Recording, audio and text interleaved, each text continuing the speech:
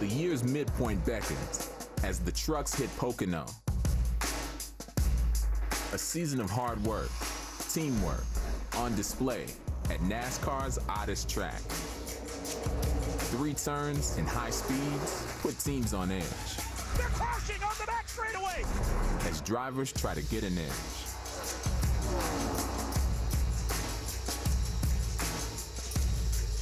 Pocono is fast, rough, and ready to roll. Today, the summer action heats up, and only one driver makes it out happy. Who tames the triangle and kicks the season's second half off right? It's Kyle Busch winning at Pocono. What a beautiful setting in Long Pond, Pennsylvania. The chase is approaching and the races are dwindling. It's go time in the NASCAR Camping World Truck Series. Welcome to the Tricky Triangle, Pocono Raceway. Well, it's been more than tricky for the 2-time champ Matt Crafton. It's been downright frustrating for Crafton here this weekend. He has struggled. He'll start 20th. No Pocono winner has started that far back. Ben Kennedy brings momentum to Pocono after a string of good races. He needs it to continue with the chase approaching. Kennedy is the first driver outside the cut line. The driver he's pursuing in points is Tyler Reddick, owner of the final chase position. But there's no security in points. Reddick feels the urgency of a trip to victory lane. No one has frequented the winner's circle more than William Byron. Just 18 years old, he's already won 4 times this season. 1 victory away from the rookie record. Byron starts from the pole today. No question, a lot on the line. But before the drivers climb in the trucks, it's time for us to go downstairs for opening ceremonies. Ladies and gentlemen, at this time, please rise and remove your hats as Cub Scout Pack 6249 from Rocky Point, New York presents our nation's colors. Remain standing as Monty Self from Motor Racing Outreach offers today's invocation. Heavenly Father, we're thankful for the opportunity to be here in Pocono again today. Father, we're reminded each week as we gather to watch races and the spirit of competition of the men and women, the public servants around our country and around the world that serve us to keep us safe and to protect the freedoms that we enjoy here today. Father, for all the teams, all the fans, Lord, for everyone gathered here today, we just pray, Father, that you would watch over us, Lord, that you'd keep us safe, and Lord, in all we say and do today would honor you, for it's in Christ's name, amen. Here to perform our national anthem, please welcome Megan Wotring, and accompanying Megan is Amanda Pascoe, representing the Western Pennsylvania School for the Deaf and the Scranton School for the Deaf and Hard of Hearing. Oh, say, can you see by the dawn's early light what so proudly we hailed at the twilight's last gleaming, whose broad stripes and bright stars through the perilous fight over the ramparts we watched were so gallantly streaming, and the rockets rang clear, the bombs bursting in air gave proof through the night that our flag was still there. Oh, say does that star-spangled banner yet wave over the land of the free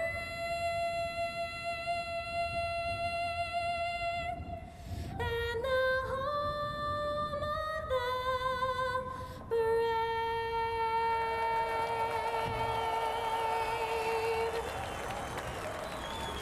Get those last-minute kisses. Strap yourself into that seat. We're getting ready to go racing at Pocono. Pocono Raceway. The NASCAR Camping World Truck Series. Qualifying was rained out this morning at Pocono, but the weather is holding off, and we are getting close to going racing here at the Tricky Triangle. Looking forward to it, the midway point in the truck season. 23 races overall. This is race 12, but only 5 to go until the chase. Along with Michael Waltrip and Phil Parsons, I'm Vince Welch. A year ago at this race, there were a handful of Cup stars. Today, nothing but truckers. But Phil, doesn't mean there aren't a handful of challenges for these guys today. Vince, let's start with the racetrack. We have one of the more difficult and challenging racetracks that we have on the circuit. We have 3 distinctly different corners. Probably the most important and critical corner is turn number 3. It's only banked 6 degrees, but that leads on to a 3,700-foot straightaway. These guys have to get all that power up off the corner, and they want to beat the other guy down into turn number 1, and they got to do it with a good exit here. But we're going to have a caution clock in this series. We have it all year long. It's going to be about 22 laps when the caution clock comes on.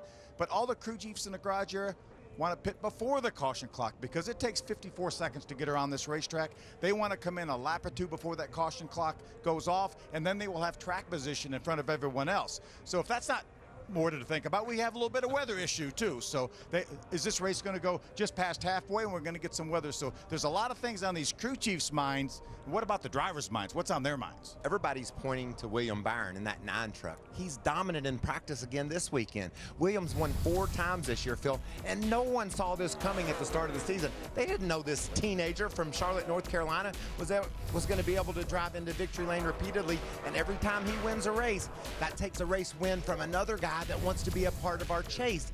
That's the challenge. There's a lot of pressure on the drivers down in the garage area because they don't have those wins. Win and you're in. So you better be desperate today. You better throw some Hail Marys. You better try to predict getting to pit road before the caution comes out or beating it before the caution clock goes off, because of that guy. William Byron is making everybody's life difficult. And we're running out of time. There's only 5 races left. And there's about 10, 11 guys, Vince, that want to get a win today. It's going to be exciting. Yeah, there's certainly there aren't enough races for all the people that want wins, that's for sure. Well, you see the drivers are about ready to go, so let's get the command to go racing. Race fans, it's time for those most famous words in motorsports. Here to give the command, please welcome our Grand Marshals, the Pocono Raceway Kids Club.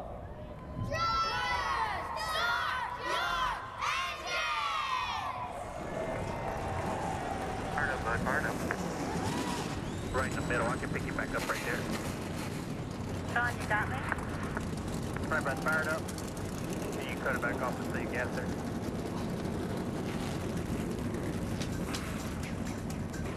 The trucks are lined up, a chase spot on the line, getting ready to go racing at Pocono.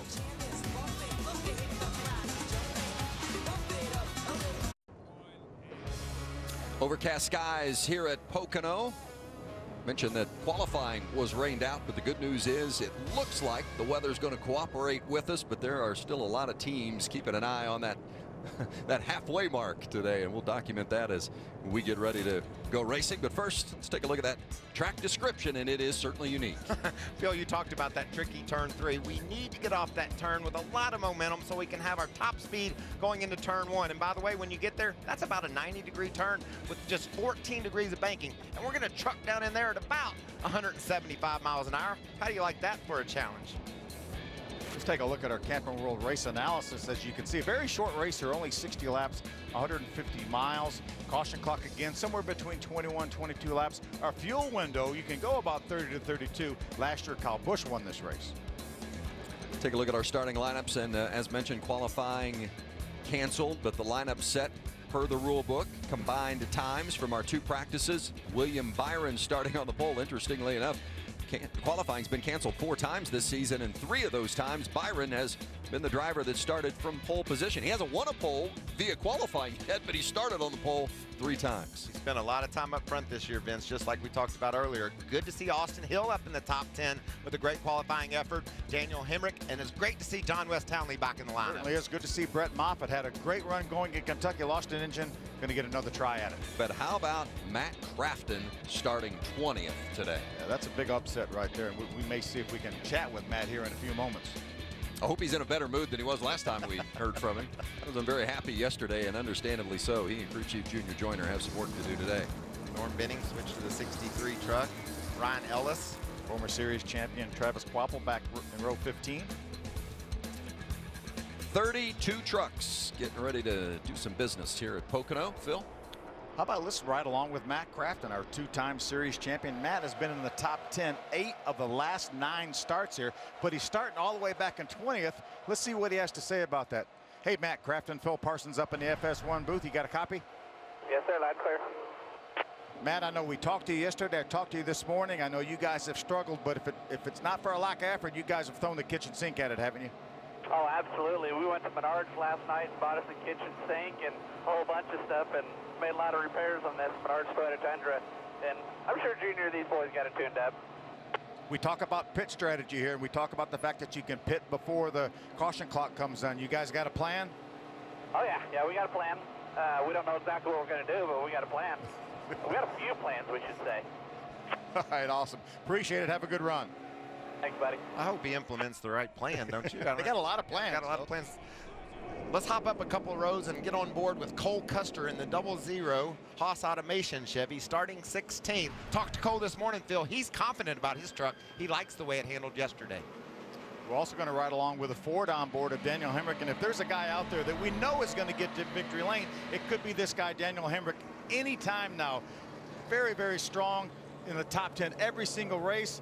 15th is his worst finish this year, starting back in the 14th spot. Can he get it done in the next 5 and make the chase? Cody Coughlin starting up in the 8th position in his Jags Toyota Tundra for Kyle Busch Motorsports. Coughlin was good in practice yesterday. We've seen a lot of speed from this 51 truck. Well, Michael Waltrip, Phil Parsons, I'm Vince Welch. We'll handle it for you upstairs from the booth. Downstairs on pit lane is Caitlin Vincey and Hermie Sadler. Hello, Hermie. Good afternoon, Vince. You know, the Truck Series only comes to Pocono one time a year, so obviously you build your notebook slower than racetracks we go to twice a year. But a different twist also this weekend, a brand new tire compound and construction for the Truck Series. One of the issues with the tire, a fatter sidewall on this tire. This tire, you can see almost a hole that was worn in the side of this tire. This tire spent about 5 laps on the truck of John Hunter Nemechek. Not only a fatter sidewall, but also softer rear springs, softer left side tires, and because of the caution clock, these teams know they only have to run about 20 laps, so the aggressives are more, the setups are more aggressive than in years past. We'll watch this today and see who can adjust to this new tire the fastest. Caitlin Vincey. Well, Hermie, we are just 5 races away from the chase cutoff for the Truck Series. So the sense of urgency to get a race win is really starting to heat up. You look at drivers like Ben Rhodes, still looking for his first win of the year. We're going to take a look at the current point standings. He is sitting 32 points out of that 8th position, so he's not going to be able to point his way into this year's chase. He will need to get a race win. The positive news for the 41 team, they've been very fast all weekend long. Crew Chief Kevin Bellecourt told me, we are very happy with this truck and race trim. We're going to make some aggressive calls on pit road. We are done with the points game. We're going all out for race wins. Vince? A lot of teams feeling desperate. Got to get it done. Maybe today is the day. We're going to go green when we come back to Pocono. The field getting ready to come to green, but already a development. The 4 truck of Christopher Bell hit pit road. Hermie, what's the situation? Yeah, Vince, the 4 came down pit road under the caution lap, a wiring issue under the hood. They think related to the alternator. We'll get more of a follow-up, but as you can see, he comes down pit road. They go under the hood, make a repair. He's back on the racetrack, but he goes from 4th all the way to the back of the field for this start. Back to 31st, guys. Wow. No driver, by the way, has started at the tail of the field and come back to win this season. But, man, have we got some heavy hitters in the back now? You got Matt Crafton back in 20th, Bell to the back of the pack, and we know how wide this front straightaway gets. You can really draft up. We're liable to see 4 and 5 wide when they throw this green flag. And you talk about Hail Marys. Jerry Baxter may have to throw a Hail Mary. When they were so happy with their truck coming into this race, they felt they had a very good practice, and they were a contender to win. We'll see how it develops. On the pole is William Byron, and he leads us to green at Pocono. Looking to fan out already, Michael. I promised 4 or 5 wide, and I think we've delivered. Timothy Peters making a move on the inside. how did they not crash? It looked like John Hunter Nemechek was going to get into the back of Austin Hill as they entered the corner, but they were able to avoid contact. Look how far back our front row starter, the 8 of John Hunter Nemechek, is back to about the 6th spot now inside of the 0-2 of Austin Hill. Well, a great start from Timothy Peters. Went 5 wide on the inside, darted up to 3rd place. He trails Tyler Reddick. Oh, Austin Hill into the wall. Already one into the wall. Hard contact for Austin Hill. We talked about that great start for Austin. He rolled off in the 6th position, but it didn't go well from the word go. Still green, no caution yet. That's significant contact with that safer barrier. William Byron leads the first lap. How fun was that to say, Vince? We were 5 wide going to Timothy Peters making that move. Wow. Keep an eye on that yellow truck. That's Matt Crafton. Remember, started all the way back in the 20th spot inside the 86 of Brandon Brown. It doesn't look to, Brandon Brown way wide there. Opens up the bottom for Matt. Brown had a spin yesterday during practice, so trying to find the balance of that 86 truck. You see the 98 left side of your screen, that's Rico Abreu. He was actually side by side with Crafton, was able to get by Matt while he was getting by Brandon Brown, as well as Jordan Anderson in the 66. Take a look at this contact with Austin Hill in the 0-2 here on the right-hand side of your screen. You know, he was in a tight squeeze down in turn 1. I wonder if he had a tire go down or if he just simply got out of the groove and into the wall. Tells you how tight these turns are. We talk about being able to get to the bottom and 3 and 4 wide on the front straightaway. As you can see, John West diving to the bottom, catching a block there from Cole Custer. Wow. Decided to shoot the gap in the middle. That's all around the 11th position. Coughlin in that 51 truck in 11th, 0-5 Townley, and on board with Cole Custer. Custer, one of those outside the cut line, feeling the pressure to get to victory lane and secure a spot in the chase. Can you say desperation? We talked about it in the opening. These guys are driving that way and we're only on lap 3. Again, they may be looking at this as a 31 lap race. That's just halfway here with weather threatening.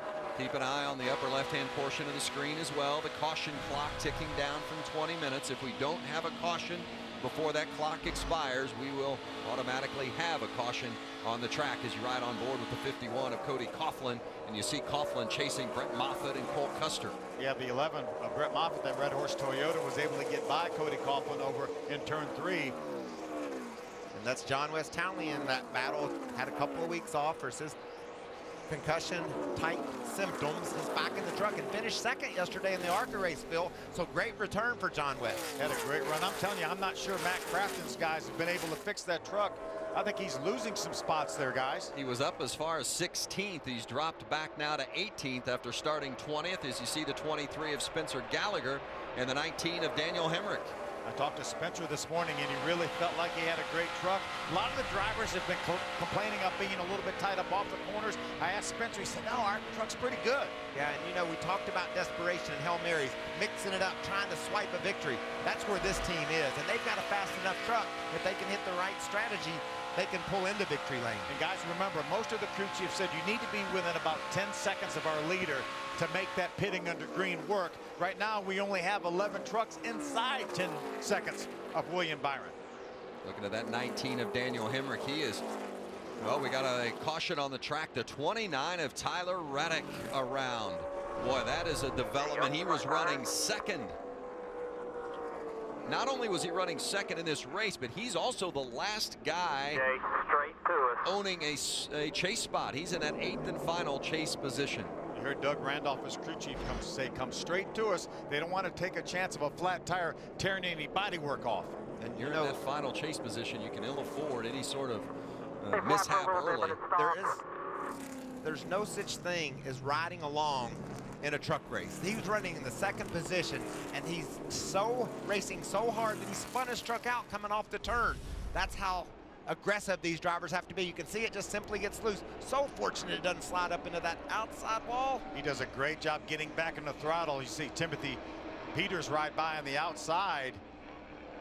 We've seen him out of shape so many times, and that young man usually is able to maintain control, but that's how on edge he is right now. Watch the move Peters makes. He knew that that truck was going to go back down the hill. He aimed straight at Tyler Reddick, and when he got there, Reddick was gone. The tire thing, it was just me. That was all on me. You You heard Tyler say it was all on him. Reddick, as we said, was in the final chase position before that spin. He was 22 points to the good at that point, and now how quickly it changes. Now he's out and Ben Kennedy is in. And we're talking about a chance to win the championship in NASCAR, Vince. It's a huge deal for these teams. Hermie? Tyler Reddick comes to a stop in his pit stop. Only 18 points to the good as we spoke to him on the setup show. He said his truck's a little bit free down in 1 and 2. Now there is a little more banking at that end of the racetrack. He hadn't said a word on the radio since the drop of the green flag, but they will snug this truck up just a little bit. But just much like with the 4 of Christopher Bell, a tremendous loss of track position that'll have to be made up for Tyler Reddick. Watch Timothy Peters here. Look at this red truck. He thought about going low. Man, that's a great decision. He could have never got to the bottom. Yeah, if he goes low, he runs into Tyler Reddick. And he's running 150 miles an hour, Phil, and he had a split second to make that decision. That was an awesome move. And as thankful as Peters is, he wasn't in that contact. Probably Reddick even more thankful. Back to Pocono in a moment.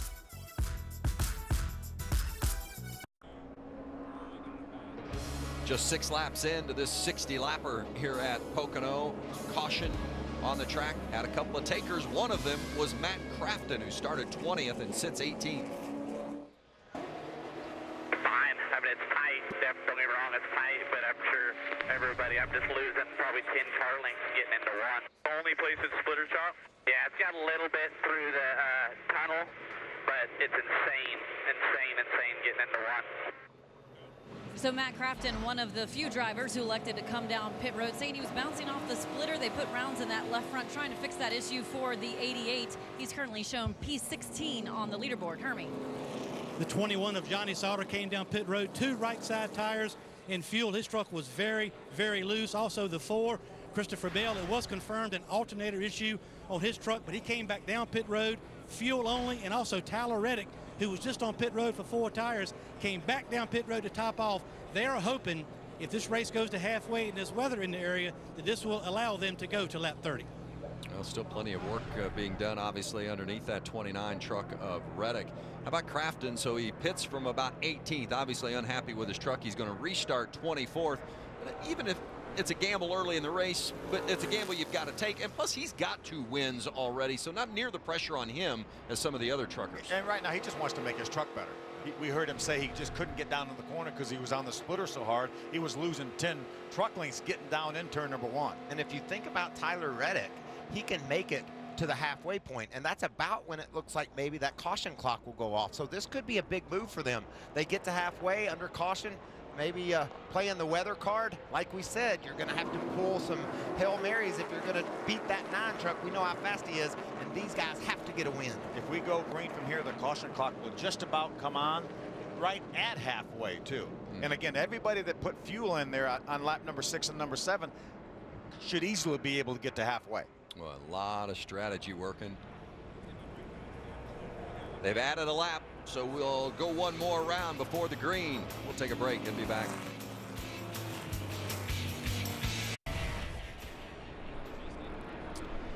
Well, we've had some developments already with our chase standings with the spin of Tyler Reddick, who was in that 8th and final position. He was running 2nd when he spun, so all of a sudden now, as they run, that drops Reddick all the way down to 10th, and Ben Kennedy slips from 9th up into 8th place in that final chase position. Remember, after today, 4 races to go until the chase begins. Every race becomes so much more important now because, again, we saw Tyler Reddick where he's running right now. He goes from comfortably in to out. Right now, the first guy out is Cameron Haley. Hermie? You're looking at Pedro Martinez. He is the right front tire changer for the 13. Had issues on pit road in the ARCA race yesterday. Very narrowly escaped serious injury. You can see the cars coming down pit road right there to the right side of the screen. Both the Jackman and right front tire changer really took a big lick. You can see both. That's Pedro Martinez across the hood. He was able to jump high enough to eliminate serious injury, but we'll watch how he's able to perform first time the 13 comes down pit road. But what a trooper this guy is. Well, that's for sure. What a scary incident yesterday in the ARCA races. You see Timothy Peters and William Byron side by side into turn 1. How about Peters? Strong on that restart from the inside. Byron not giving it up. Yeah, Ben Rhodes lost the front end. He's losing 2 or 3, 4 positions now, falling back on the outside. We saw John Hunter Nemechek struggle on the inside on that start. Peters is excelling. Can he get around? That's a tough corner to go side by side in, but he does it. He passes Byron in the tunnel turn. Impressive move by Timothy Peters. Well, I'm telling you, you look at Timothy Peters in the garage area, and he has that look on his face. He's so determined. This guy has been to victory lane just about every year he's been in the Truck Series. And I think he's on it today. Well, and it's interesting, talking to the crew chiefs down in the garage area, the 3 trucks that kept coming up were Peters, Byron, and John Hunter Nemechek. And right now, I know it's early in the going, but those are the 3 trucks that are up front. Peters working with crew chief Shane Huffman for the first time this season. They've had trucks that they thought have been much better than the results they have gotten at times as Peters washes up the track, and that opens the door for William Byron. Can Byron regain the lead? Peters is going to crowd him down, Phil. This is a really tough corner to negotiate side by side. That inside truck wants to get loose. What will Byron do? He's going to drive her down in there. Timothy Peters is going to give him a little bit of room. He may open up the bottom for Nemechek. That's an impressive move. Spinner, Cole Custer in the 0-0. See, wisely holds the brakes, keeps that truck up by the wall, allows everyone plenty of room to get by on the inside. I get it wrong. Custer was running 8th at the time. You can hear the flat tires flapping. Got to take it easier. It'll just tear the bodywork off that truck. You can see Cole Hit has pit road as soon as you come back around here. reduced his speed greatly, and that's one cool thing about this track, Phil. He can come to pit road and get those tires changed without losing a lap. I talked about the inside truck, the struggle it is down there. It didn't happen up front, but it happened right there. You see how loose he gets inside of Ben Rhodes. Can't hold on to it, but does a great job, Michael, keeping it out of the outside wall. And that could have been possibly the worst scenario. He was inside of Ben Rhodes, and then right on his tailgate was Brett Moffitt. So that took the air off the rear. His side force was taken away, and around he went. You talk about entering turn number 1 at about 175. You're entering this corner probably 170. Still there. Still. That's a helpless feeling, too. Inside, we'll spin it here. Hold on to it. Well, not just Brett Moffitt, but Daniel Hemrick was right there as well. Another one of the chase players at this point. Could have been disaster. Oh. Matt Crafton was putting the move on Michael Wayne's self, and that truck, they made contact, and then Crafton looks ahead, and there's a crash. And, you know, Austin Wayne self may have backed off the throttle, too, and that's why Matt Crafton might have charged in on him. Custer limping to pit road. Fortunate there's not more damage done to that truck. Yeah, the pace cars has the field over between the tunnel turn and turn number 3, so he may very well lose a lap here. Going to be close. But it's going to be better off than tearing that body off that truck. Told that they will not come to green. So pits are open here, and Custer will get that flat tire taken care of, and we'll see if there are any other takers here in our second caution of the afternoon. I think a lot of them come, Vince, and indeed they do. William Byron, the 9 truck, stays on the racetrack. I like pitting here. Get us some gas. Right side's only, right side's only, right side's only, right side's only. Herbie. John Hunter Nemechek down to pit road. Fuel only for Nemechek. Caitlin. Well, Timothy Peters felt like this was going to be a really good weekend for him. They've been very pleased with their big track package so far this year. They're taking right side tires, also making a track bar adjustment on that 17 truck. Indeed, the 17 has been strong here in the early going. We talk about differing strategies. William Byron and Rudy Fugle stay on the racetrack. A few other trucks did as well, but most of the field came down pit road, and let's do report that Cole Custer was able to change right side tires and get back out before the pace car, still on the lead lap. Very important. It's been happening fast and furious in the early going here at Pocono.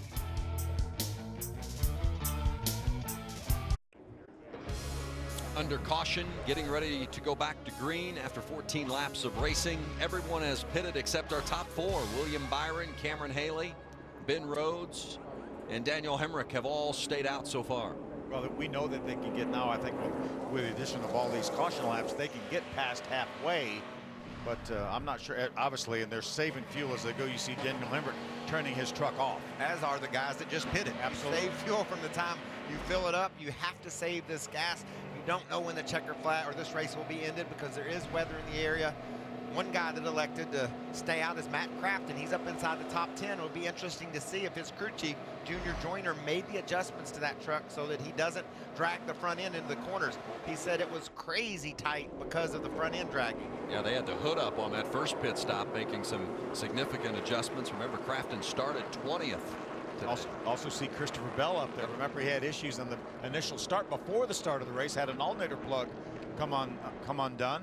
He's now back up in the top 5. Pitted on lap number 6. And let's just continue to watch that inside starting position. It's Cameron Haley there now. We know he's going to be vulnerable. They're going to dive on him. How aggressively will he block? And can he get a restart like Timothy Peters did down there last time? Just coming to the 15th lap of 60 today. William Byron on the outside. Cameron Haley on the inside. Green at Pocono. Great jump by William Byron. He probably will be able to clear Haley. He does. Look at Timothy Peters on the inside, along with several other trucks. There's Christopher Bell. Ben Rhodes pulls down the block. Christopher Bell. Wow, 5-6 wide back there. How about that? Crafton up to second place. And look how far Haley falls back. Did not get the start he needed to on that inside row. Cost him 5 or 6 spots. Can Crafton get that second position from the 41 of Ben Rhodes? Doesn't look like it as Hemrick goes by on the inside of the 88, but still solid position for the 88 of Crafton, especially if they have gotten that Toyota Tundra. Oh, trouble, up. contact. Again, more contact. John West Townley. And the 4, was that the It was 4 is Christopher Bell. Stay up high here, stay up high. Stay up high, no caution yet, caution is out. Caution is out, as you heard on the radio. And remember, John West Townley's missed the last 2 races because of concussion-like symptoms, and into the wall here in the early stages here this afternoon. You mentioned had that great run yesterday in the ARCA Racing Series event. Do these guys know they have to get to halfway before the races? Apparently not. We're talking about racing to halfway. We know you have to be aggressive, but man, you have to survive. And this 3, 4, 5 wide we're seeing, that's hard to do here at Pocono. It's easy to do on the straightaway, but you got to funnel down in the corners, and that's when trouble occurs. Over the last 4 races, no team has scored more points than this 4 team of Christopher Bell. They've got a win, a second place finish, and yet this day has been disaster. That's why racing, every race is different. You never know what you're going to get, no matter how good things have been. You got to do it on that day. And I talked to Jerry Baxter before the race, and he said, we think we've really got a good truck. They were very optimistic. And before the green flag even dropped, Phil, they had a problem. They had problems, and it's really followed them. Take a look at what happened here. See, John West Townley drives down. He's down. It was down below the yellow line, but I don't think that was the issue. But he got loose down there and had to use more racetrack. But Christopher Bell was on his outside, forced him into the outside wall. When you take that type of angle into that turn, it just really hurts your ability to keep the truck on the low side. He was low on the entry. That means he's going to push up on the exit. And Christopher Bell was on the outside, and he just wiped them both out. Really a law of physics, you know, if you go in there, if you drive in the corner too straight, too low, you're going to have to, either you would have to jump out of the gas and not try to have the same exit speed, or you're going to have to use more racetrack. Unfortunately, Christopher Bell was there. All right. Well, trouble for Bell in the back of the field to start the race because of an alternator issue, and now contact with John West Townley.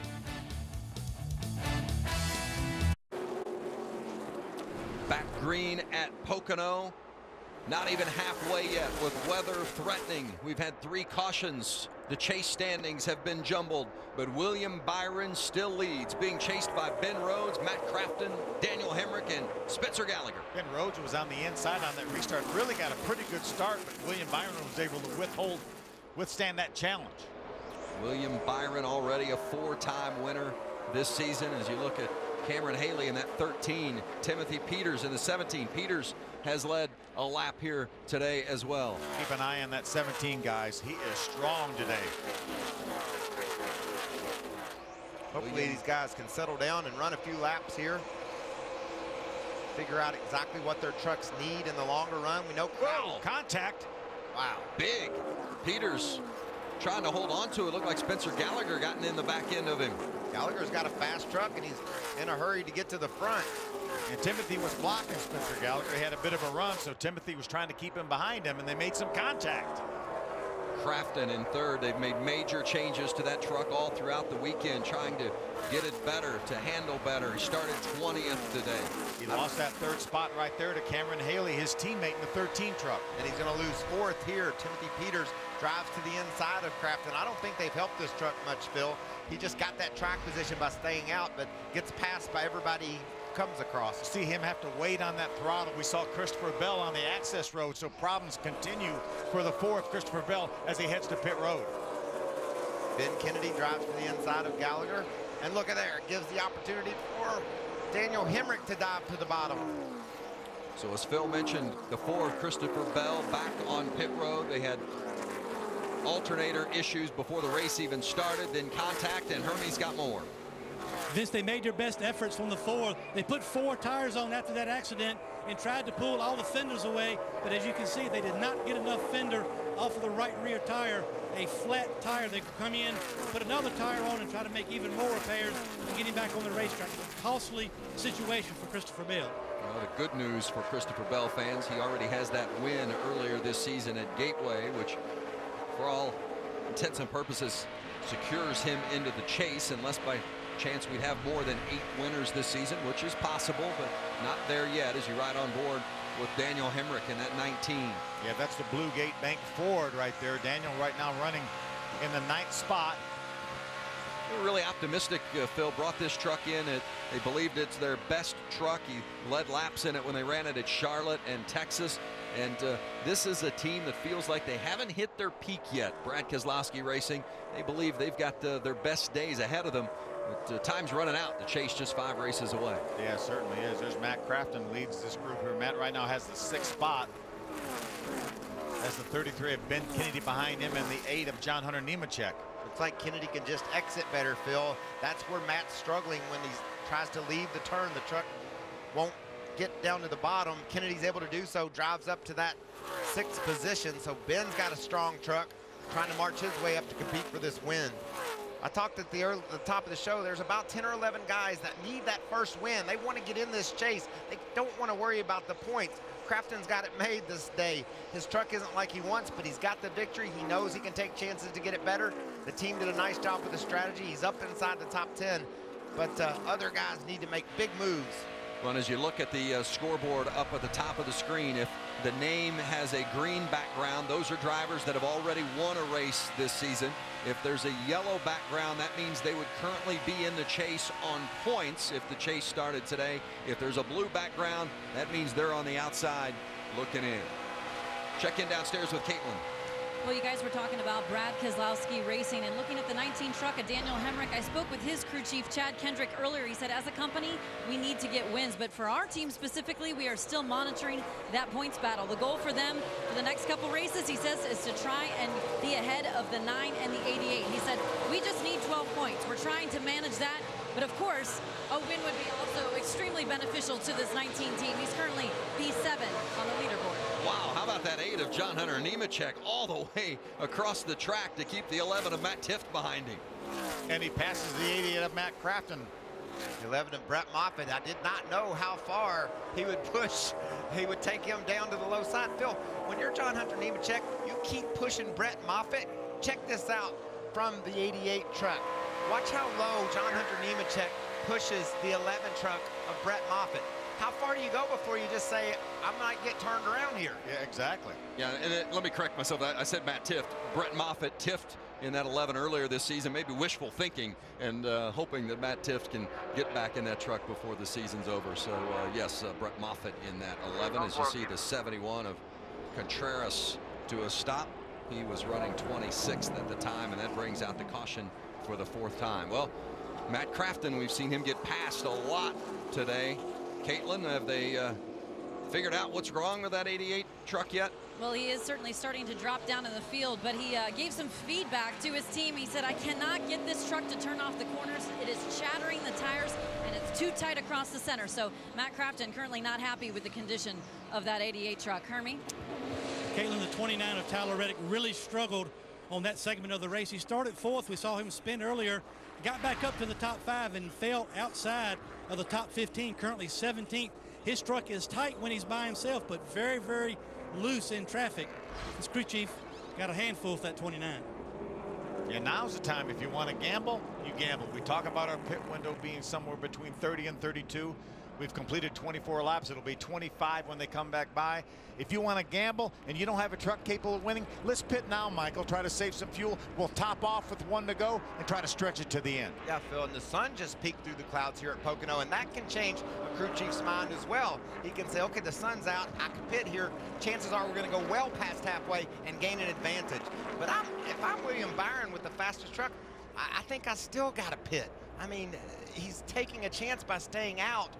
I think we pit now, put 4 tires on it. Then if we're going to need more fuel later, we'll do that later. The top 3 have yet to pit. The top 3 and the 19 of Daniel Hemrick, who is running 7th, guys. Just as you guys indicated, and as we suspected, William Byron leads a long line of trucks down pit road. Hermie Sadler. Cameron Haley, first time on pit road. It's going to be 4 tires, Sunoco fuel. They talked about a wedge adjustment on the left rear. I have not seen the wedge wrench just yet. There it is. The truck is a little bit tight, Caitlin. Well, taking a look at Ben Rhodes in the middle of your screen, he's saying his truck is too tight. I'm waiting on it to come to me. He's going to do 4 tires and fuel. The team telling him, get it full. Now, William Byron, our current race leader, he said that his truck is a little on the free side, really good in 3, a little tight across 1. They're also going to take 4 tires and fuel for the 9 truck. So the first stop for William Byron, who has dominated the early stages of this race. Strategies everywhere here at Pocono.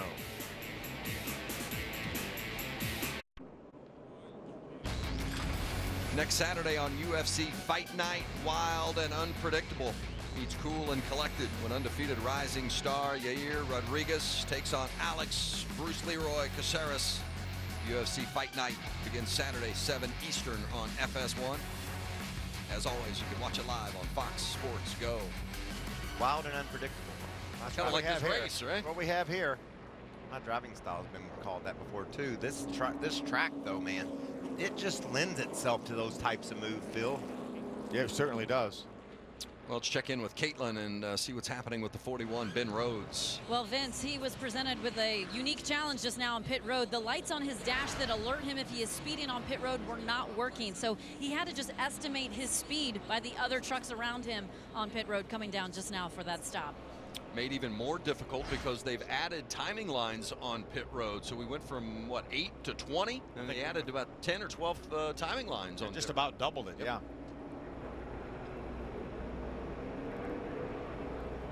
See William Byron back there, row number 4. He's obviously had the fastest truck, but there's been times this year when he's had a real fast truck but got back in traffic and really had a hard time getting back up through there. Dover was one of those examples when it looked like he had the dominant truck, got back there in traffic, and wasn't able even to crack the top 10, so we have to keep an eye on that. He struggled like that in Charlotte as well, so you're right. It'll be interesting to see how the young man's able to adapt to having that truck back in traffic. When you're out front like he was, it handles one way. When you're in this type of pack, it's going to change the handling. Can he fight through that? I talked to Rudy Fugel, left side of your screen, about that a little bit, and he said they've worked on that kind of thing with that truck, so they feel better about it now. Shout out to Rudy's son, Reed. Suffered a pretty badly broken foot recently, and he's rehabilitating and healing at home, so we wish Reed the best. You can commiserate with him a little bit, can't you? I can. He'll come to the racetrack sometime. We'll compare scars. Well, this restart should be interesting. You've got Timothy Peters, who's really shown some power on that outside, and Spencer Gallagher on the inside. Back green at Pocono, almost halfway. Good start by Spencer Gallagher to see if anybody fans out there to go inside him. They're going to be inside. I don't know if they're going to get to Gallagher or not. Big push by Ben Kennedy might push Gallagher to the lead. No, Peters goes in there with him. Spinner. It's Hemrick. Contact with his teammate, Tyler Reddick. The worst case scenario for Brad Keselowski Racing. Both of his trucks with damage. And both of his trucks racing to get in the chase. A lot of damage to both of those vehicles. Look at all the damage to Reddick's truck. Tyler Reddick had already spun earlier in the race. He came into the race today in that 8th and final chase position. That earlier spin dropped him below the cut line. And now Daniel Hemrick, who had a pretty good points lead from a pad perspective in relation to the chase, now with more trouble as well. Yeah, a lot of problems for Reddick there. You see the left front tires coming off the wheel. And the wheel's not pointing in the right direction, Phil. You can see it's towed out to the left. Yeah, some suspension damage for Tyler Reddick. It looks like Daniel actually came out of that a little bit better than Reddick did. Reddick will have to go to the garage, I think, and repair the left front corner of that truck. But the splitter's all the way down on the ground. They're going to have to get that up off the ground. Hemrick's coming to pit road, of course. Caitlin is there. And his crew chief, Chad Kendrick, said that nose is split apart. Go ahead, guys, get the bear bond ready. Also, make sure you check the left rear as well for damage, but really focus more on the nose of that 19 truck. A tough break for Daniel Hemrick. Hermie? Caitlin, the focus for the 29 of Tyler Reddick will be the left front fender area. Left front tire, you can see a lot of damage. They're prepared to put left side tires on, see how much they can repair here on pit road. They'd like to do it here, but a lot of damage, just like they may end up having to go to the garage. But crew chief Doug Randolph did say put some old tires on next time we go on the racetrack after we make our repairs to make sure this is not rubbing before we try to get the final set of tires on the left side here. I don't think they'll go anywhere, Hermie. That left front is pointing the wrong direction. We're going to have to go. As you heard the crew chief report, let's go to the garage area. A major blow to the Brad Keselowski racing trucks of Tyler Reddick and Daniel Hemrick. Yeah, it's pretty severe suspension damage there. Look at the nose, is just barely hanging on. See what happens. Hemrick down on the bottom. Just got loose, trying to get by the 86 of Brandon Brown, or Cameron Haley does an awesome job getting by. Several trucks getting by on the outside. Reddick committed to the outside, couldn't quite get by. I've seen that bottom lane be very tricky down there today. Especially when you have a truck outside you that just robs that truck of that air it needs down on that rear spoiler. Is that the third time we've seen a truck spin from that position today? Exactly. And you also know there again the angle that Reddick had entering that corner. He had to turn harder in the center, and that means it has a tendency to get loose. And watch from Cody Coughlin as he sees this truck spinning and is able to get around the outside. Cody did a real nice job getting by. Had to get back in the throttle to do that. Now on board with the 88 of Crafton. Outside, 51. Watch the breaker here, just stay low, stay low, stay low. Keep coming, watch that 51 outside. Yellow's out, yellow's. And here's Reddick on board. He's the spinner. Michael, you talk about that bad angle. Look how far down he is away from the outside wall as he enters this corner. And then when the other truck takes the corner, there just isn't room to make it. One outside now. Hold the brake, hold the brake, hold the brake. Looks like they've made pretty decent repairs to the 19 so far. A lot of guys coming in now to ensure that they have enough fuel to get to the end of the distance in regulation. Hey, check this out, Phil. These restarts are crazy. You got to get all you can get. I think I heard Matt Crafton leave it up in third gear on this start. Still outside. So just two wide outside, 51. He threw it up in third gear, didn't he? Keep coming, watch that 51 outside. Yellow's. He was in fourth gear, and I think he saw there was trouble ahead. He needed to grab a gear and get out of there, and that's what Crafton did. 5 different cautions. And again, the chase standings taking a shake here at Pocono.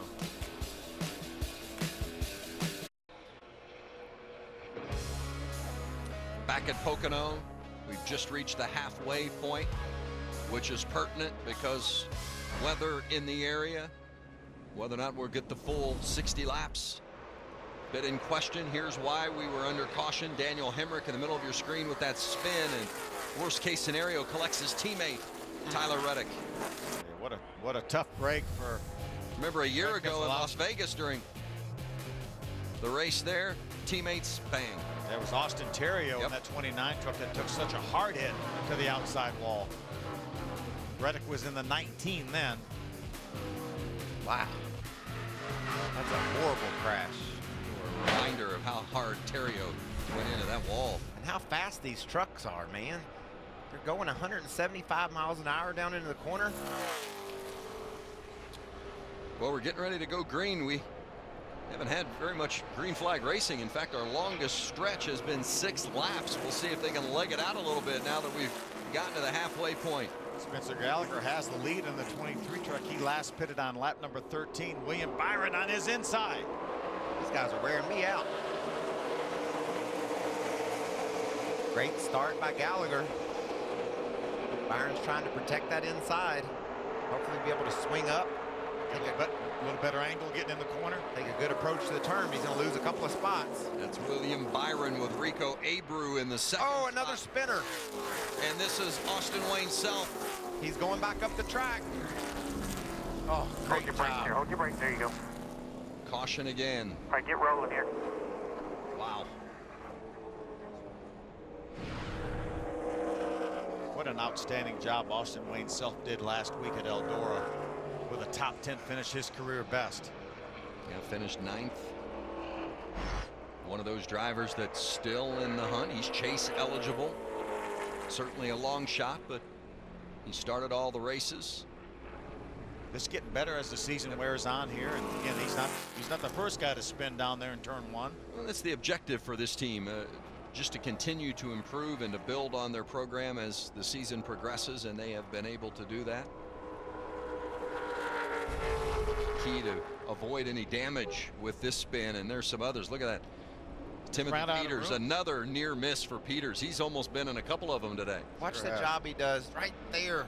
That was Kyle Martell in that 59 truck. He might have made a little contact with the outside wall, but an amazing job to avoid Austin Wayne Self. You see just a little bit fighting for space there. Wasn't much room on the bottom. Brandon Brown had him pinched down. Watch Kyle Martell go by in that white truck, number 59. How did he miss it? Wow. I think he might have scraped that outside wall, but a great job of avoiding Austin Wayne Self. The 17 of Peters and the 11 of Moffitt both slipped by as well. That could have been a big pile up. But fortunately, looks to be everybody escaped without any issue. Well, we saw the heavy damage of that 29 truck of Tyler Reddick. Caitlin, what's the story as they're back in the garage? Yeah, they're in here now, Vince, working on the repairs. I just talked to the team. They said they lost the whole cooling system and the nose. They're going to have to replace the nose. You can see it there. They're hoping they can get these repairs completed and go out and run some more laps. But definitely a tough break here for Tyler Reddick. Caitlin, the 23 of Spencer Gallagher, on the radio just reminded his crew the first laps he's ever led in his NASCAR career. He's pretty excited about it. Now, the pit strategy for the 23, there you see Jeff Hensley, the crew chief. Jeff was not at Eldora for our last race. He had a medical procedure. Back with the team this weekend.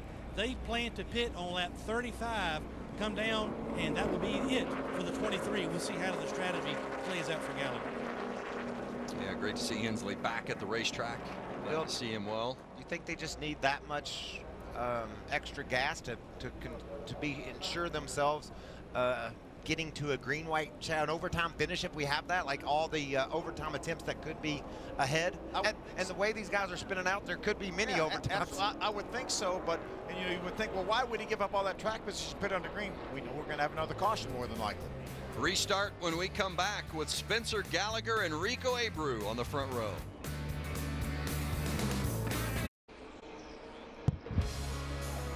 Preparing to go green again here at Pocono, following our 6th caution of the day.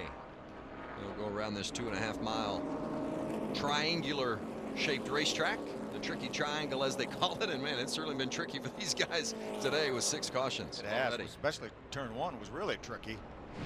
And this strategy is getting interesting, Phil. We think with these extra caution flag laps, there's a lot of guys that can make it from here. Yeah, I think so too. We know that Spencer Gallagher cannot. He last pitted on lap number 13, but they reported that he was going to come in on lap 35. But why not do it under caution at 34 if you're going to come in? Maybe he's seen some of these spins on the restarts. Doesn't want to be anywhere near it. That's the 0-2 of Austin Hill. Then had Tyler Reddick spin, Cole Custer spin. There's Hemrick spinning and collecting his teammate, Reddick. And then Austin Wayne Self in the 22, bringing out the 6th caution of the day. We saw that graphic a moment ago. The record here, 7. Well, we've got 6 already, and we've only completed 34 laps. We still got halfway. And we still got a long way to go. We thought we were racing the weather, but I think we're pretty serious about racing each other. Racing each other and not taking fight for space. And not taking it easy either. Some good stories up front. Spencer Gallagher leading his first laps this season on the outside of that front row with Rico Abreu on the inside. Rico, of course, coming off a career best finish last week at Eldora when he brought his truck home in 3rd. Keep an eye on that 3rd place truck of William Byron on this start. It's going to be a big start for Rico Abreu up there, Phil. We've seen that inside position be vulnerable. See what he can do. Remember, you have to stay in line till you cross the start-finish line. Fanning out. Abreu trying to keep Byron behind him. Going to be able to do it, but is he going to be able to keep Spencer Gallagher from going around the outside? No. And now Byron inside of Rico. These guys stay side by side. They'll have a big run. Crafton and Haley will have a big run when they get down towards the tunnel. Looks like Haley's going to dive in behind the 9 of Byron and follow him through. So Byron takes over 2nd. Rico clinging to 3rd, but Cameron Haley all over his bumper as you take a look at it at the front end of Matt Crafton. Saw Matt able to drive in the corner a lot harder. That truck really sounds better than it did before, doesn't it, guys? Yeah, and it looks better too. Not losing ground off the corner like earlier. Spencer Gallagher is able to lead that lap. William Byron clears for 2nd. A couple good stories in the top 10, guys. Cole Custer spins. He's up to 6th. Jordan Anderson finds himself in the 8th spot. A good solid run for Jordan. Another team that just keeps getting better and better each week. Jordan's doing a nice job today. I talked to Jordan right before drivers meeting, and he said it's really fun to drive a truck that has some speed. I said, I imagine so. Cameron Haley in that 4th spot celebrated something pretty special this past week. Became a father for the very first time. He's really closing in on Rico Abreu. Teammates. Yeah, he's got a little bit more speed than his teammates. Can he work to the bottom here on the front straightaway? Yeah, they're losing a little bit of touch with the front too. If Cameron has a faster truck, which it looks like he does, he needs to go ahead and make that move and get around Rico. Some trucks fanning out there as we get towards turn number 1. Timothy Peters, one of those. Looks like there's Ben Rhodes going by Johnny Sauter in the 41 truck. Fastest truck that time by was William Byron. He had about 0.2 of a second on anyone, and closing right up on the back of our leader, Spencer Gallagher. How about your leader, Gallagher? He came into this race 46 points out of a chase position, and we thought beforehand there's no way he's going to be able to point his way, and he's going to have to win a race. Well, you see his name up there with that yellow background? That means if the chase started right now, he'd be in on points. Well, he would be in because he would win. That's why he's up there in yellow at the top. Let's take a look at the chase standings as they run now. He would be in via the win, but he would also be in on points, which is quite a stretch when we looked at it at the very beginning of the day. Well, Vince, if you told me there was going to be 6 cautions in the first half of the race, that would have been a stretch as well. Just don't ever try to predict these truckers. They've got agendas that they're trying to accomplish. We know how much pressure's on them to get in the chase. Oh! Ben Rhodes and Jordan Anderson together. See if Jordan can keep that truck out of the outside wall. You see the tire go down. He does a good job. Look at the damage to the 41 of Ben Rhodes. Looks like they may have gotten together racing for position. It has all the look of Rhodes trying to get to the inside of Jordan, and they make contact. We'll see if that happened, but that's what's happened so far. Got a flat. Yeah, he's got a couple flats. At least both front tires are flat on Jordan Anderson's. You can see the wheel mark on his door there, just below the famously hot Columbia, South Carolina logo. Behind his number, he's gotten into someone, or someone has run into him. That was a battle for 8th between Jordan Anderson and Ben Rhodes. We talk about the chase. We talk about Ben Rhodes. Caitlin told us before the race that they were going to forget about points and just go for wins, and it's going to be a heavy blow for them because they're going to be in trouble in this race. Christopher Bell will get the free pass. Bell's already had a variety of problems throughout the course of the day. There it is. Jordan Anderson gave him plenty of room down on the bottom, and that truck got loose. We've seen it happen so many times to so many people. And then you see Ben's truck back into the outside wall. Jordan does an outstanding job keeping his truck out of the outside wall. Yeah, when you get to head in the wrong direction, Phil, a lot of times the best thing to do is just lock up the brakes. You know you're going to blow out a tire, but it gives the other drivers room to maneuver. They know where you're headed.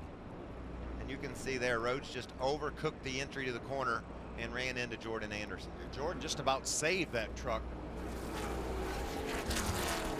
Contact with the safer barrier for the Alpha Toyota. You can see in the distance, you see Ben Rhodes pull out a line, gets to the inside.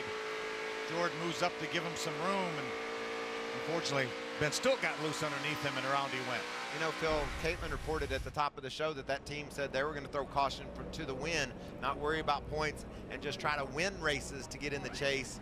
Well, a little caution there on entry might have saved that truck. Significant damage to the 41. Damage to their chase hopes. Right along with it. Now will Spencer Gallagher pit this time? Get him a hammer. Get him a hammer. Yes. Gallagher last pitted on lap 13. We've run 26 laps since he came to pit road. He is going to make the hard left towards pit road. Crew chief's looking up and seeing blue sky right now, so rain might be in the area, but it's not over us. John Hunter Nemechek coming as well. Hermes there for Gallagher. Crew Chief Jeff Hensley said, as much as I hate to say it, when pit road is open, we will have to come pit for fuel. 4 tires, they were 7 laps short, just could not take that chance. Making an air pressure adjustment. He wants to be a little bit freer on center exit for the 23. Yeah, there's been so many caution laps. We talk about the pit window being 30 to 32 as we watch John Hunter and Nemechek on pit road. They could have stretched that. Those caution laps would have stretched that. But Jeff Hensley did the math and said, even with all that, we're still going to be 7 laps short. As it shuffles out, that puts the 9 of William Byron back in front. He's led the most laps today. 4-time winner this season.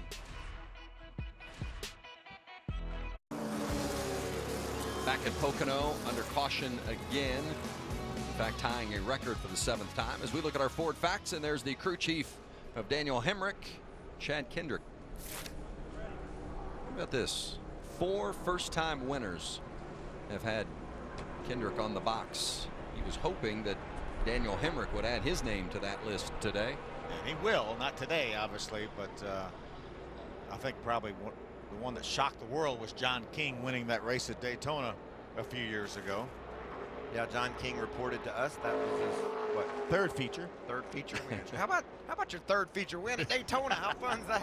Yeah, you saw that Hemrick truck with all that black tape on it. That's why, as Phil said, won't be adding his name to the list today. But still on the lead lap, though. Yep. Fighting for those points, Vince. You've got to have those points if you can't get to victory lane. William Byron on the outside. Cameron Haley on the inside, back green at Pocono. Williams going to get a bit of a push from Crafton as they fan out. Cole Custer back there trying to make something happen on the inside as well. He got inside of Rico Abreu. Watch he don't get too loose down there. We've seen that position cause multiple spins so far today. Still 3 wide. That opened up the bottom for Timothy Peters. He's able to drive by Custer and Rico Abreu in the 17 truck. Shane Huffman's given Timothy Peters a good piece to work with today. We have seen Peters show some speed already. Man, look at their trucks side by side through the tunnel. How do you race side by side through the tunnel like that and make it? Look at this move by Gallagher. He's all the way down off the track trying to get by John Hunter. Can he make the corner without hitting Cody Coughlin? He does a nice job doing that. He recognized the fact that he had that bad angle. Now Nemechek's going to drive back down on the inside of him. Everyone jockeying for position with 17 to go at Pocono. Wow. Matt Crafton right now has a challenge for second by his teammate Cameron Haley in the 13 truck. Matt Crafton was joking before the race. He said, I think we're going to start in park. That's how bad this truck is driving. Now he's battling for a second place position in this race. What amazing adjustments by his crew chief, Junior Joyner, and great driving by Matt. See, Cameron Haley's been able to take over that second spot. One of those guys desperately trying to at least point his way into the chase, if not win.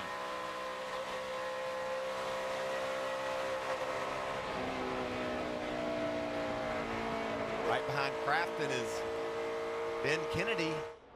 He's got a fast truck today. That Jacob Company's truck is really running well. It's been solid since he moved over to GMS Racing. He has. Really impressive in the Xfinity car out in Iowa. Just really a solid season for Ben. You have to start talking about Ben Kennedy when you talk about potential winners here in the NASCAR Camping World Truck Series. Again, as you look at our leaders as they run on the track and our scoreboard at the top of the screen, if they are shaded in green, that means they've won a race and they would be in, as we just remove it from the screen there, but we'll get back to that. Spencer Gallagher really closed the door on John Hunter Nemechek, and John just took the spot away. Cody Coughlin coming up from behind. The 50 of Travis Quapple making the pass as well.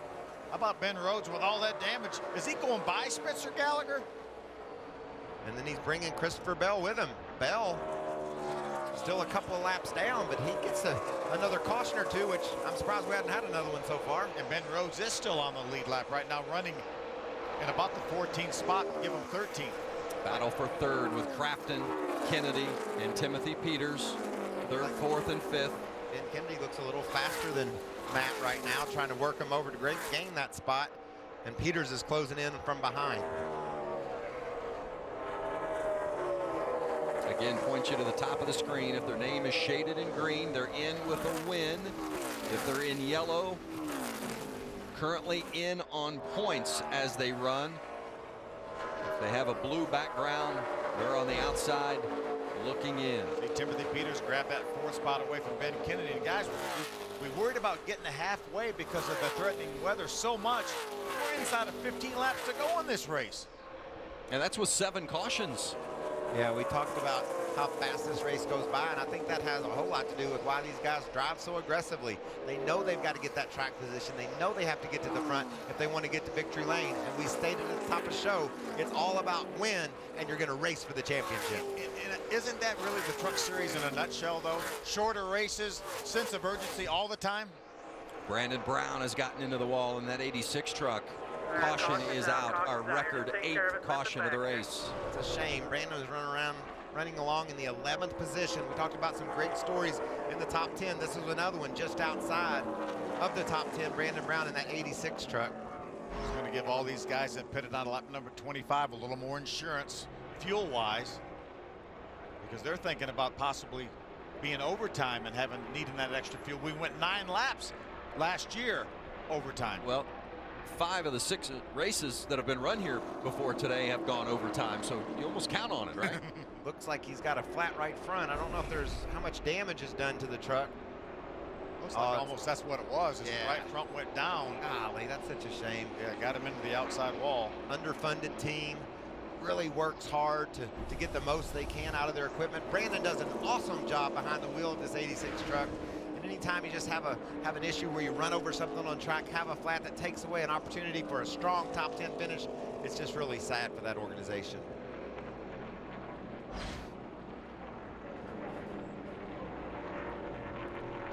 And the organization is a family team, so they work really hard, and this will set them back.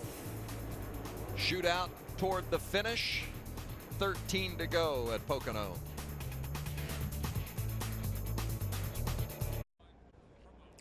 Tomorrow, the fastest sport in the world is on Fox as the NHRA returns with the 29th annual Toyota Sonoma Nationals. Coverage begins tomorrow, 4 Eastern on Fox. You can watch it live on Fox Sports Go. Now let's check in with some of these crew chiefs that are trying to figure it out down the stretch. Begin with Caitlin. Well, Vince, I'm with Rudy Fugel, the crew chief for William Byron. It's already been a pretty strong race for William, obviously. How's the truck? Are you guys good on fuel? Yeah, the truck's been running really good, really strong. William's doing a great job, and I think we're good on fuel. We're good, a couple laps to the good. Really good engine from JGR engines, and good fuel mileage too. So I think we'll be good. We get some clean restarts and finish this thing strong. Thank you, Rudy. The 9 team looking for their 5th win here today. Hermie. Well, Caitlin, Eddie Traconis is the crew chief for Cameron Haley. Not sure what it is about Pocono, but Cameron Haley runs very, very, very well here. But you said it. What can you do to outrun that 9 truck? Well, the 9 truck has been outstanding the whole weekend. Yesterday in practice, it was just the fastest thing out there. You know, we had a really good truck. You know, we did a few runs with them, and we were able to stay with him. Like right now, he's just beating us by 1 or 2 tenths. I think as soon as we get strong out, we probably have a better chance. Just this restart, I think our better chance is like ThorSport has been showing really, really strong. You know, we have the 98, the 88, and us up there.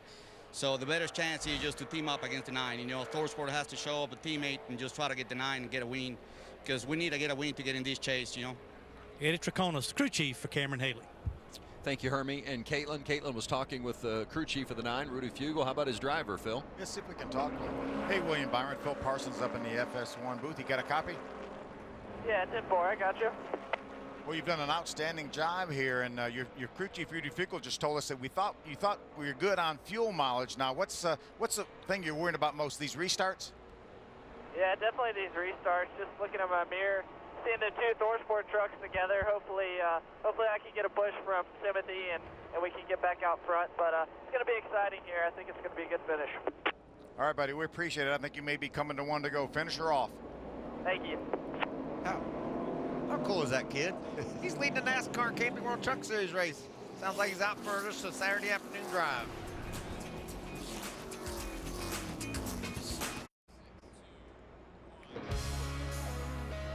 Back at Pocono, the NASCAR Camping World Truck Series closing in on the late stages of this race, and you've got a driver that will start this restart on the inside of the front row, seeking his first career win.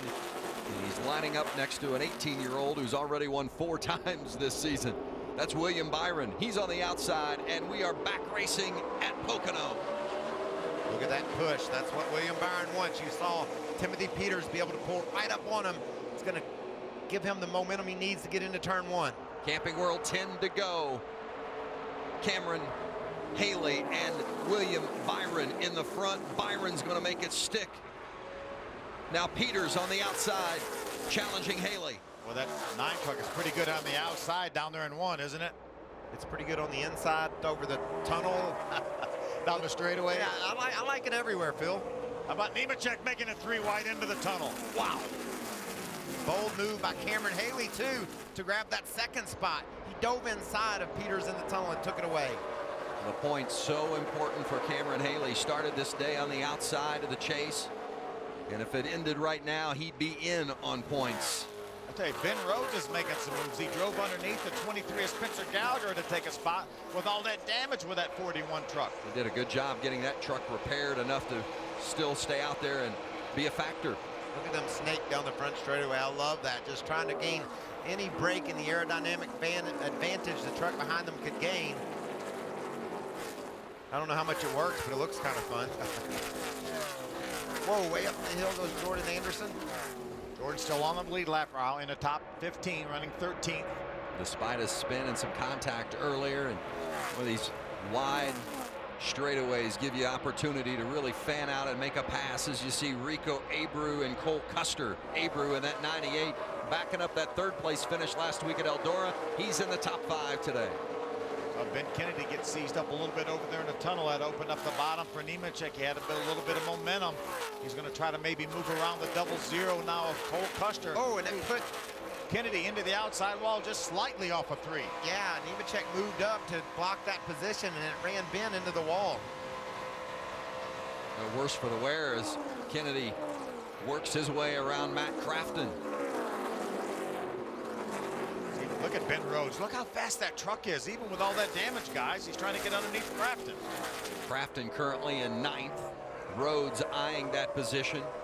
Man, Ben's vulnerable right here. If Crafton can clear him on the inside, could open up the door for Johnny Sauter to come through as well. Haven't mentioned Sauter much today, but now he's creeping toward the top 10 as well. I think Ben knew it was a time to really go for it. He drove around the tunnel on the outside. You don't see that very often. These guys stay side by side over here in 3. It looks like Crafton's going to be able to make the move. Oh, Gallagher spins. Spencer Gallagher spinning. Straight inside. Come on, you're okay. Great job. Inside, you're clear. He's been fast today, Phil, and it's fun watching him lead laps, but that could be one of the coolest saves that he'll ever make. He kept that thing out of the outside wall. Never even spun, really. Just got completely sideways, got right up to the outside wall. Finally, the rear tires grabbed and straightened him out. Gallagher's led 12 laps. He was running 12th at the time. And that was indeed one of the highlight reel saves we'll see all season long. We still have 22 trucks on the lead lap right now, and Christopher Bell may get the free pass. We may see the 4 truck back on the lead lap. Wow, what a great job by Jerry Baxter and that team to make adjustments, and after a crash, he was 5 laps down, I think. I thought I heard Spencer Gallagher talk about the 41 truck of Ben Rhodes causing that crash, causing that spin. He obviously didn't crash. What an amazing job. Cody Coughlin's got a good view of that, does a nice job backing off till he sees that truck move out of his way, then back in the throttle. Well, an eventful day for Spencer Gallagher. As he tries to cut into that points deficit as he eyes a potential chase position down the road. Remember, 4 more races after today that these drivers have available to get into the chase. We'll go to Bristol in a couple of weeks, then Michigan, then up to Canada to run the road course before our final race before the chase at Chicagoland Speedway. And then the chase will begin September 24th in Loudon, New Hampshire. See a little bit of damage to that right rear corner of the 33 Jacob Chevrolet. Watch this now. What happened? You see John Hunter Nemechek pull up in line right in front of him? That just took the air off the front of the 33 truck of Kennedy. You see right there, and into the wall he just slightly goes. I think I've seen more blocking at this racetrack than I do at Daytona and Talladega. I don't think it hurt that 33 truck. Ben's currently being shown in the 9th position. Spencer Gallagher on pit road. Hermes there waiting on him. Yeah, 4 tires, and they tightened the truck up a little bit. Remember, the last time he came down pit road, he had asked to be a little bit freer. Now he wants them to snug this truck up a little bit, but his crew and Spot are both talking about the save that he made. He said, learn that from Jimmy Johnson. Keep it in 4th gear and put the hammer down. So he's going to come back, start at the tail end of the lead lap, but very entertaining today is Spencer Gallagher. Nothing new about that. Going to be 5 to go. Shootout coming your way from Pocono.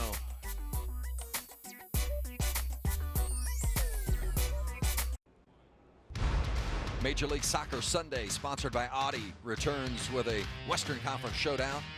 We'll miss the Portland Timbers battling Sporting KC tomorrow, 1:30 Eastern on Fox, or you can watch it live on Fox Sports Go.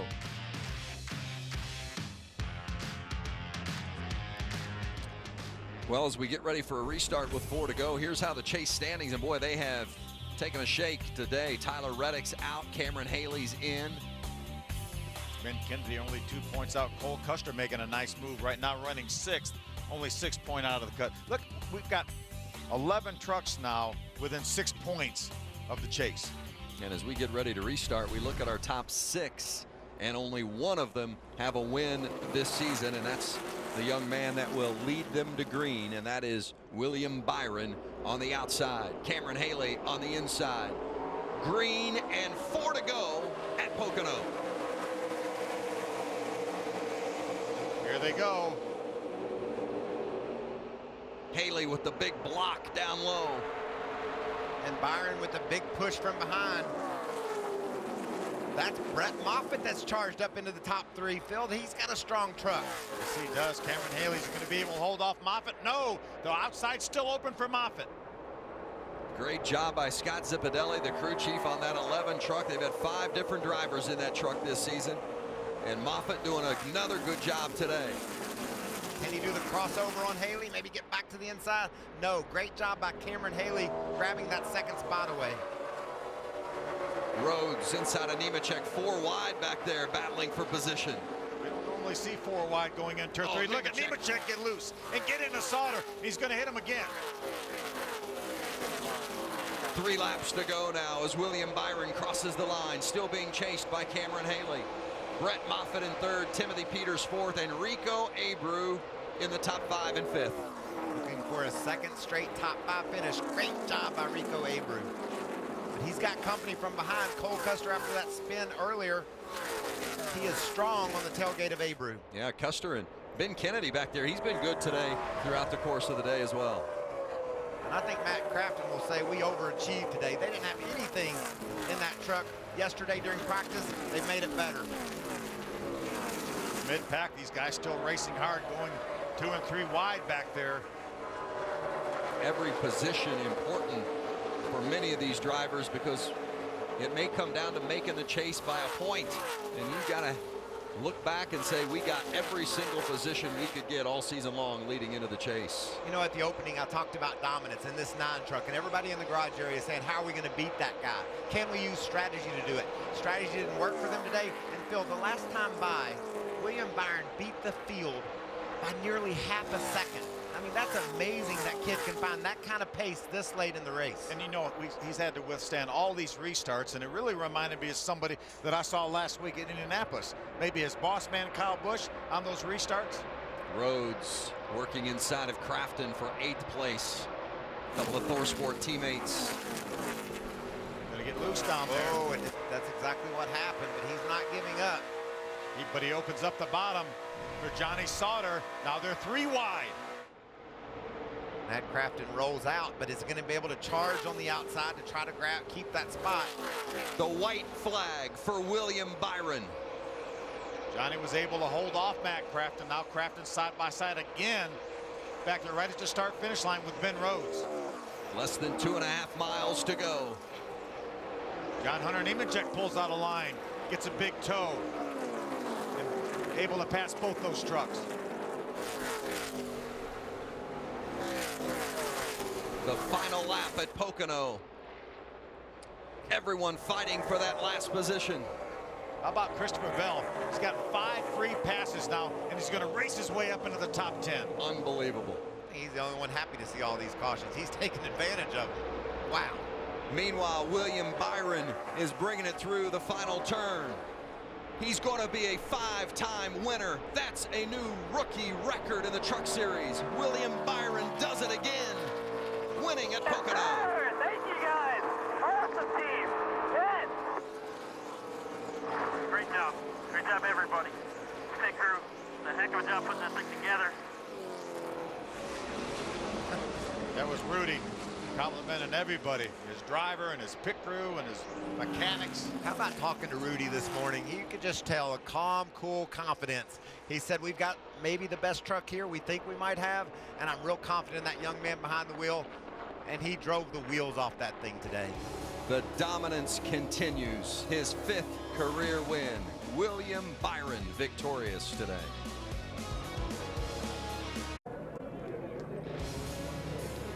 It has become a familiar scene. 18-year-old William Byron with the checkered flag in his hand.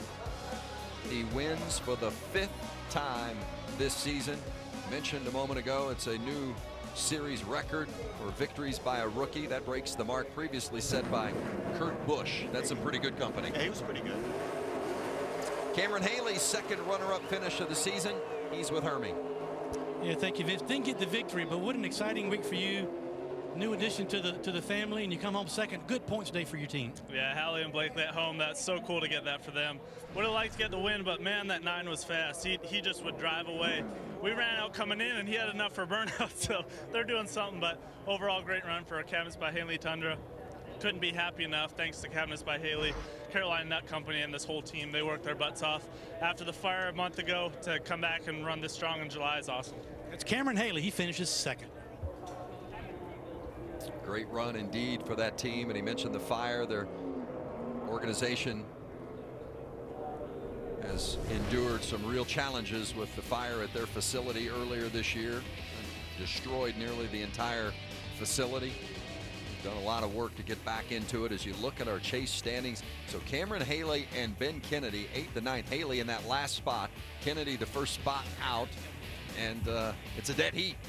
Yeah, and Reddick only 1 point behind. Cole Custer only 5 points behind. And look at Cole Custer. He spins out. Ben Rhodes gets in a wreck. They're both still in contention to point their way in if they can't get to victory lane. And Ben Rhodes cut 14 points off his deficit with that run today. Yeah, we thought he might have been on the outside looking in.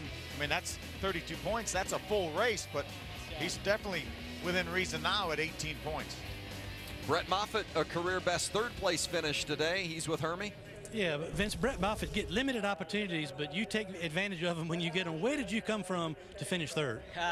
We were in the back a lot. Honestly, if you had told me we were third yesterday, I wouldn't have believed you. We were struggling with this truck, but everyone at Red Horse worked really hard late into the night last night and back at it early again this morning. And Scott and all the guys really made it a fast truck. And from the beginning of the race, we didn't make a single adjustment. So we spent a lot of time in the back, but Scott nailed the strategy just right of when our last pit stop was and paid off big. Nice showing for the 11 and Brett Moffitt. Absolutely, and Toyota with the top 4 finishing positions today, including the victory, the 9th win for Toyota in 12 races this season. I love this list of winners, but I also like the guys that are just lurking, waiting to get to victory lane, like Cameron Haley. Brett Moffitt, he could put his name on that list as well. William Byron, too many wins to list on there. Have to call it 5 wins. They're going to start charging him rent in victory lane. That's where he is again today, Caitlin.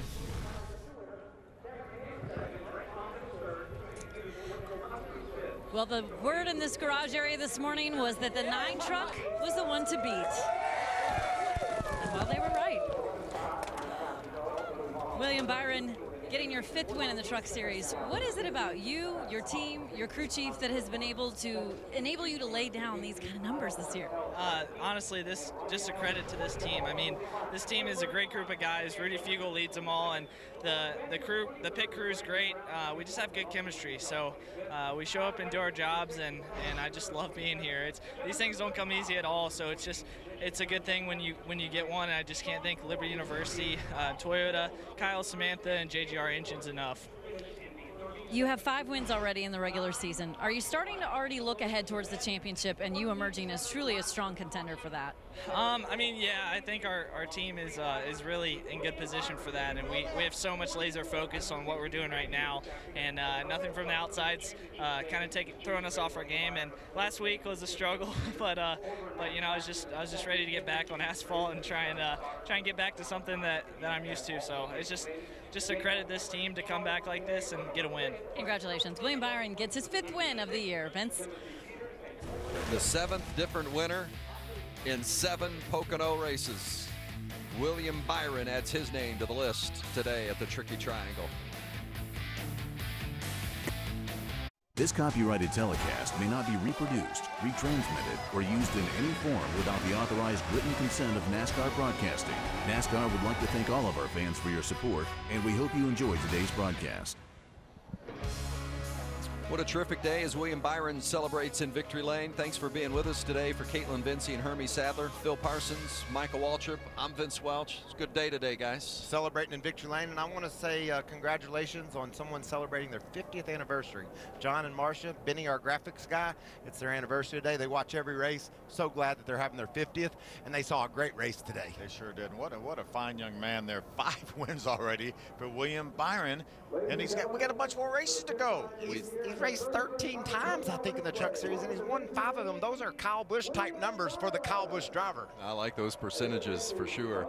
Let's take a look at what's going on the rest of the day and tomorrow. Of course, the Xfinity Series running out at Iowa. You'll see that race on NBCSN. Our friends over there have it tonight at 7:30. NASCAR Race Day on FS1 tomorrow morning at 10:30. And then the Sprint Cup Series race tomorrow here at Pocono, 1 o'clock on NBCSN. Our next Camping World Truck Series race coming your way in a couple of weeks, Wednesday night. So we got a little bit of a break. Wednesday night, August 17th. It's an 8 o'clock show from Bristol. Yeah, last Wednesday night we were on the dirt in Eldorta, and we saw an amazing race. We go Wednesday night racing again, this time at the Coliseum in Tennessee. You thought we had contact here at Pocono on a 2.5-mile track. Wait till we get to Bristol. Can you imagine this kid in the middle of the summer holding up 5 wins? A full handful. Cow, what a year. You know, Caitlin asked him what is he thinking about, what could get in his way. He's just thinking about racing, but he's got to go to college here in about a month. What a day today. William Byron is your winner. Thanks for being with us from Pocono. That's it from here. Stay tuned now to FS1 for the MLB on FS1 pregame show right after the break.